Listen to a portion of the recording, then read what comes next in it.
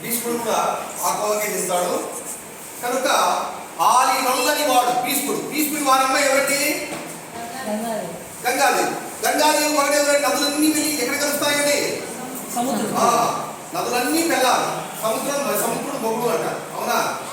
కాబట్టి ఆ ఒక సినిమాలో ఘరానం అనే సినిమాలో ఏం తెలిసిన లేడీ డామినేషన్ గురించి నక్క చెప్తూ ఒక మీటింగ్లో ఏం తెలిసిన ఎక్కడ చూసినా ఆమె ఏం తెలిసిన మంచినీళ్ళ కుళాయిలు ప్రారంభోత్సవానికి వచ్చింటారు ఎవరు నక్క.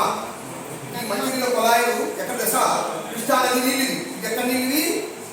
ఆ టాపిక్ కోసం పైప్ వేసి అక్కడ తెచ్చిన నీళ్ళు కృష్ణా నది నీళ్ళు కాలువ ద్వారా ఇచ్చాము. కనుక మీరు పంటలు పండించుకోవచ్చు, సాగునీరు తాగునీరు ఎప్పుడు ఉపయోగపడుతుంది. మీరు చూసారా అక్కడ నదికి కృష్ణా నది, కృష్ణవేణి అని పేరు. తర్వాత ఇంకో నదికి ఏ తెలిసిన గోదావరి, గోదావరి, గంగా, యమున, సరస్వతి. ఇక్కడ చూసారా ప్రపంచంలో ఉన్న నదులన్నిటికీ ఏ దేశం భారతదేశంలో ఉన్న నదులన్నిటికీ మా ఆడవాళ్ళ చేతిలో పెట్టారు. ఇప్పుడైనా కొంతమంది ఆడవాళ్ళ గర్భం గ్రహిస్తే మంచిది అని చక్కగా తన భర్తను ఉద్దేశించి తన ఊరైన చిరంజీవి ఉద్దేశించి మాట్లాడతారు. నెక్స్ట్ మాట్లాడిన చిరంజీవి నిజమే గంగా, యమున, సరస్వతి, కృష్ణవేణి, ఈ విధంగా గోదావరి, కావేరి, ఇట్లా నదులన్నిటికీ ఎక్కడ చూసినా ఆడవాళ్ళ పేరునే పెట్టారు. లేకుండా ఆడవాళ్ళ పూజని అంటే ఆమె ఇప్పుడు గ్రహించాలన్నట్టు బిల్డప్ కట్టించారు, స్ట్రైక్ ఇస్తారు. అప్పుడు సరే, కానీ నదులన్నీ ఎక్కడికి వెళ్తాయి? ఎక్కడికి వెళ్తాయంటే ప్రేక్షకులకి సముద్రంలోకి వెళ్తాయంట. సముద్రం ఏమంటారు? సముద్రాన్ని ఏమంటారు? సముద్రిని అంటారా? సముద్రి అంటారా? అట్లా ఆడవాళ్ళకి అట్లా ఆడపిల్లలు చెప్పేవారు కదా. సముద్రం ఏమంటారు అంటే పక్కన ప్రమాదం ఉంటాడు కదా.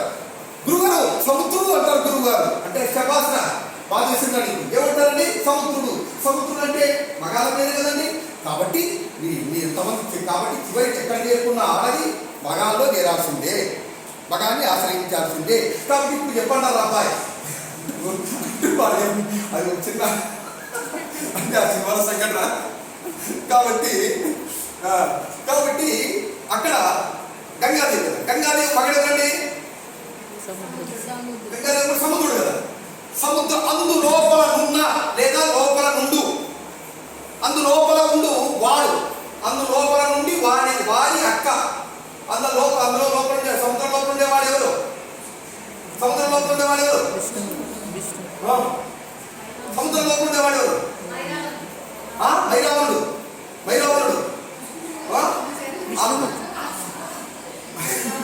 లంకపోమ అక్కడ దొరుకుతాడు ఆ రావణుడు, మైరావణుడు. కొట్టండి ఆగకు, మళ్ళీ ఇట్టు కొట్టారు చెప్పట్లు. మైరావణుడు అంటే ఎవరండి? హిమవంతుడికి ఇద్దరు సంతానం కదా. మన పురాణ కనీస ప్రాథమిక పరిజ్ఞానం అని హిమవంతుడు మేనక, మన దేవతల్లో అప్సరస మేనక ఆయనే. కాబట్టి ఆ హిమవంతుడు మేనక వాళ్ళిద్దరికి ఒక అబ్బాయి అంటే తెలిసిన ఒక ముందు ఒక ఆడపిల్ల, తర్వాత ఒక కొడుకు పుడతాడు మగపిల్ల. ఆడపిల్ల పేరు పార్వతి, ఏం తెలిసిన మగపిల్లాడి పేరు మైనాకుడు. కాబట్టి పర్వతం మైనాకుడు అంటే పర్వతం, రెక్కల పర్వతం. పూర్వకాలంలో పర్వతాలకు రెక్కలు ఉండేవి. అవి ఎక్కడ పడితే అక్కడ దిగుతూ ఉంటే అక్కడ కింద ఉన్నటువంటి ప్రాణులు, వృక్షాలు అన్నీ సమసిపోయేది. కనుక లోక రక్షణార్థమై ఇంద్రుడు ఏం చేస్తాడంటే తన వజ్రాయంతో ఏది పర్వతాలు ఉన్నటువంటి రెక్కలన్నీ తెక్కువస్తాడు. అప్పుడు ప్రాణభయంతో ఏం తెలుసా మైనాకుడు వచ్చి అక్కడ సముద్రంలో వాయుదేవుని సహాయంతో వచ్చి అక్కడ సముద్రం లోపల దాక్కుని ఉంటాడు. ఎవరు? ప్రాణభయంతో వచ్చి సముద్రం లోపల వాయుదేవుని సహాయంతో దాక్కుని ఉంటాడు మైనాకుడు. బయటికే రాడు. ఆయన బయటకు ఒకే ఒకసారి వస్తామండి. ఎప్పుడు వస్తాను చెప్పాలి. ఇద్దరికి పద్మావతి గారికి కిషోర్ గారికి చెప్పండి.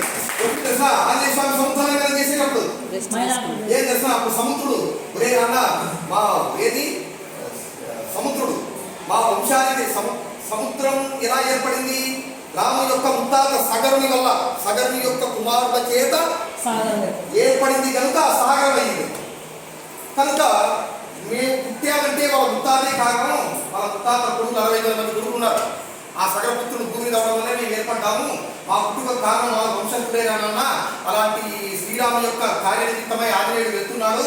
ఇంత 100 యోజనాల దూరం మధ్యలో అనుకొస్తుంది, కాసేపు విశ్రాంతి వరాన్ని చెప్పే అని తనలో దాక్కున్న మైనాకుడిని ప్రేరేపిస్తే సముద్రుని కోరికను మన్నించి సముద్రం లోపల దాక్కున్న మైనాకుడు పర్వతం పైకి వస్తుంది.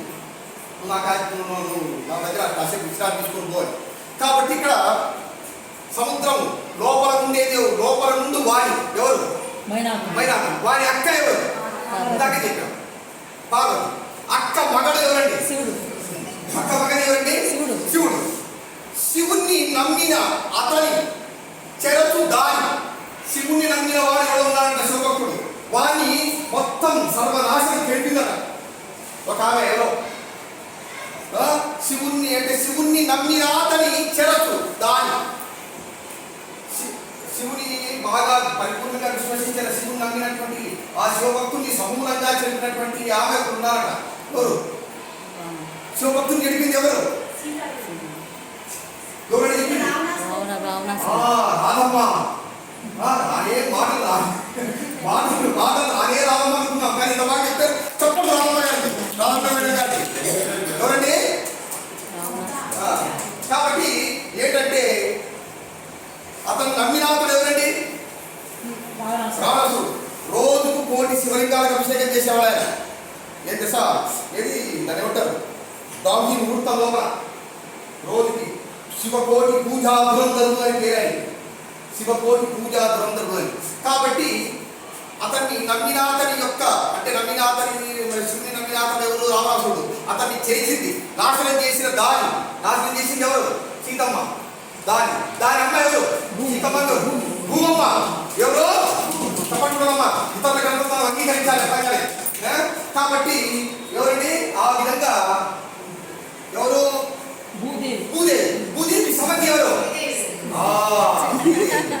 ఏ మహావిష్ణుకి ఇద్దరు భార్యలే కదా శ్రీదేవి భూదేవి మరి ఆమె సమర్థి ఎవరు శ్రీదేవి అంటే లక్ష్మీదేవి నిన్న అయిపోయింది వరలక్ష్మి కనుక అలాంటి ఆ వరలక్ష్మి ఆ శ్రీదేవి ఆ మహాలక్ష్మీదేవి సిరులు మీ ఇచ్చు ఎప్పట్ల కర్మతోడా నంతులేని దయతో ఎప్పుడూ మీకు సిరులను సంపదల్ని ఇచ్చుగాక అని దీని అర్థం.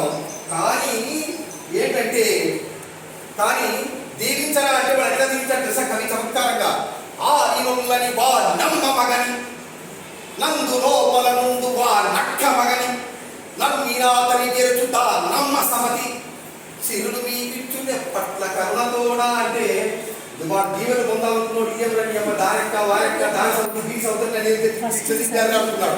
వాస్తవానికి దీవించాడండి.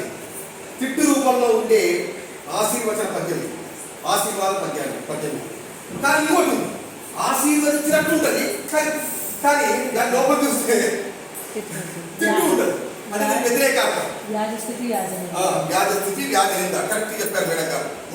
చూడండి ఇంకోటి